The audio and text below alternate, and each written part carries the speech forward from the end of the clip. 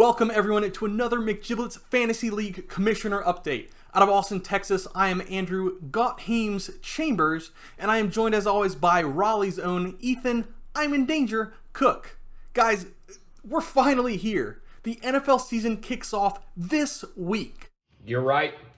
Thursday night football, Chiefs hosting the Texans. I get to see my Will Fuller, see what he can do with Deshaun Watson, as well as see what all this fantasy hype of the summer is about with this new rookie running back, Clyde Edwards-Helaire.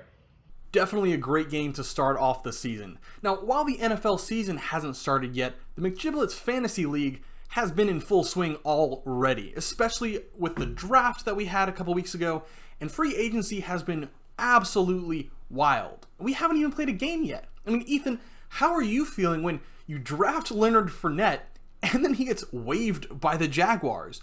And then he finds a roster spot on the other side of Florida with the Tampa Bay Buccaneers and, Tom Brady.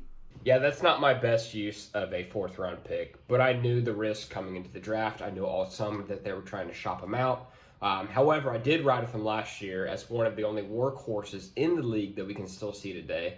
And he only saw the end zone twice.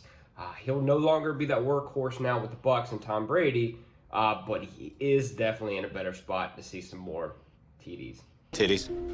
We'll continue to monitor these free agent moves moving forward and also to keep an eye on any trades that may arise over the first couple of weeks of the season.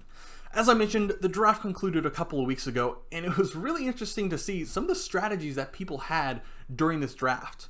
I know for me, my strategy completely went out the window when Tyreek Hill fell to me at pick number 19, and I couldn't pass him up.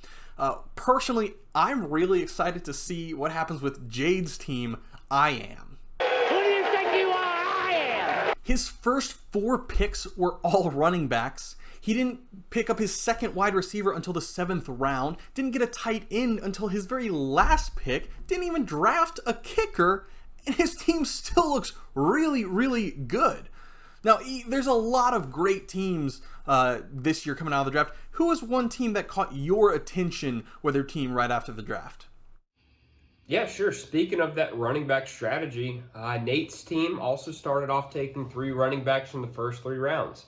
So I'm pretty excited to see what kind of damage that they can do against your team this week.